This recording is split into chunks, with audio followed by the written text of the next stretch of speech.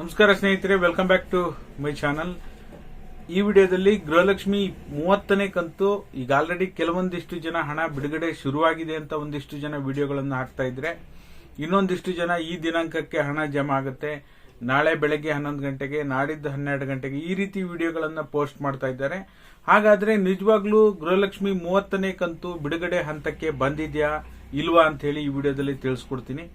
ಅದರ ಜೊತೆಯಲ್ಲಿ 29ನೇ ಕಂತು ಬಿಡುಗಡೆ ಆಗಿದ್ರು ಸಹ ಇದುವರೆಗೂ ಎಷ್ಟು ಜನರಿಗೆ ಬಂದಿದೆ, ಮತ್ತೆ 2ನೇ ಹಂತದ ಹಣ ಬಿಡುಗಡೆ ಯಾವಾಗ ಆರಂಭ ಆಗುತ್ತೆ, ಯಾಕೆಂದ್ರೆ ಇನ್ನೂ ಕೂಡ 2ನೇ ಹಂತದ ಹಣ ಆರಂಭ ಆಗಿಲ್ಲ. ಅದರ ಜೊತೆಯಲ್ಲಿ ಕೆಲವೊಂದಿಷ್ಟು ಜನರಿಗೆ ಮಾರ್ಚ್ ತಿಂಗಳ ಪೆನ್ಷನ್ ಹಣ ಬಂದಿಲ್ಲ.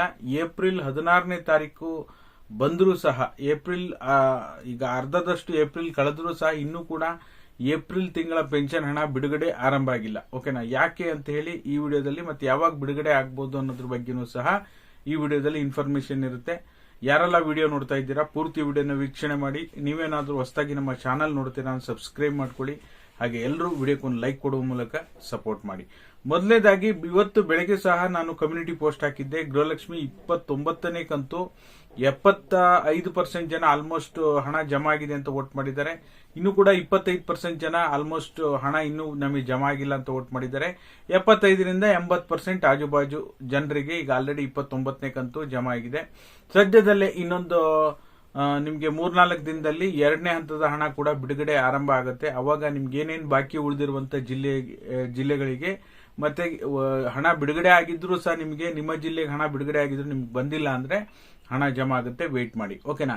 ಇನ್ನ 30ನೇ ಕಂತಿನ ಬಗ್ಗೆ ಹೇಳಬೇಕು ಅಂದ್ರೆ 30ನೇ ಕಂತು ಈಗ ಆಲ್ರೆಡಿ ಕೆಲವೊಂದಿಷ್ಟು ವಿಡಿಯೋಗಳು ಬರ್ತಾ ಇದೆ. ನೀವು ಕೂಡ ನಮಗೆ ಪ್ರಶ್ನೆ ಮಾಡ್ತಾ ಇದ್ದೀರಾ. ಕೆಲವೊಂದಿಷ್ಟು ಜನ ಟೆಲಿಗ್ರಾಮ್ ಅಲ್ಲಿ, ಇನ್ಸ್ಟಾಗ್ರಾಮ್ ಅಲ್ಲಿ, ಫೇಸ್ಬುಕ್ ಅಲ್ಲಿ DM ಮಾಡಿ, ಏನ್ ಸರ್ ಇದು 30ನೇ ಕಂತು ಜಮಾ ಆಗಿದೆ ಅಂತೆ, ನಿಜಾನಾ ಅಂತ ಹೇಳಿ.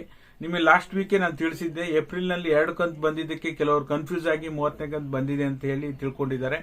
ಅದು 28, 29ನೇ ಕಂತು ಬಂದಿರೋದು. 30ನೇ ಕಂತಿನ ಹಣ ಬಿಡುಗಡೆ ಹಂತಕ್ಕೆ ಬಂದಿದ್ಯಾ? ಮಹಿಳಾ ಮತ್ತು ಮಕ್ಕಳ ಅಭಿವೃದ್ಧಿ ಇಲಾಖೆಯಿಂದ ಇಷ್ಟು ಜನ ಅರ್ಜಿ ಹಾಕಿದ್ದಾರೆ, 30ನೇ ಕಂತು ಇಷ್ಟು ಹಣ ವರ್ಗಾವಣೆ ಮಾಡಬೇಕು ಅಂತ ಹೇಳಿ ಆರ್ಥಿಕ ಇಲಾಖೆಗೆ ಒಂದು ಪತ್ರ ಬರೆದಿರ್ತಾರೆ. ಅದಾದ ನಂತರ ಆರ್ಥಿಕ ಇಲಾಖೆಯವರು ಅದನ್ನು ಅನುಮೋದನೆ ಮಾಡಿ ಹಣಕಾಸು ಇಲಾಖೆಯಿಂದ ಮಹಿಳಾ ಮತ್ತು ಮಕ್ಕಳ ಅಭಿವೃದ್ಧಿ ಇಲಾಖೆಗೆ 2,500 ಕೋಟಿನೋ ಅಥವಾ 2,400 ಕೋಟಿನೋ ಪ್ರತಿ ತಿಂಗಳು ಹಣ ರಿಲೀಸ್ ಮಾಡ್ತಾ ಹೋಗ್ತಾರೆ.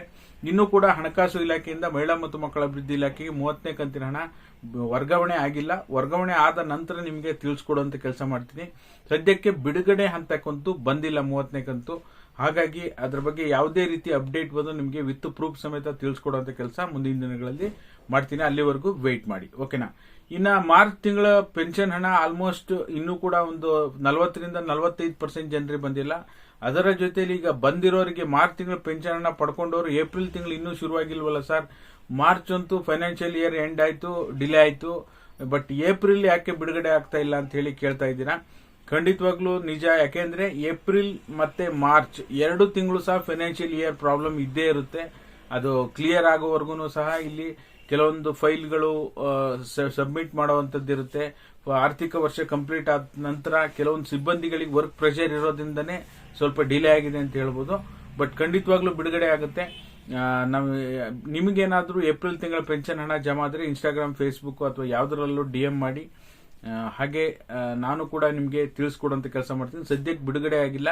ಮಾರ್ಚ್ ಯಾರಿಗೆ ಪೆಂಡಿಂಗ್ ಇದೆ, ಮಾರ್ಚ್ ಮತ್ತೆ ಏಪ್ರಿಲ್ ತಿಂಗಳು 2 ಕೂಡ ಬಿಡುಗಡೆ ಆಗುತ್ತೆ. ಯಾವ ತಿಂಗಳು ಕೂಡ ಸ್ಟಾಪ್ ಮಾಡಿಲ್ಲ.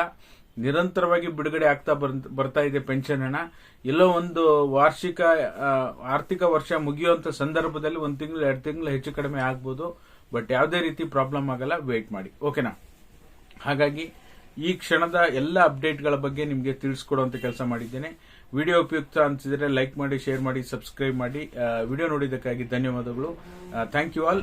Thank you so much for watching.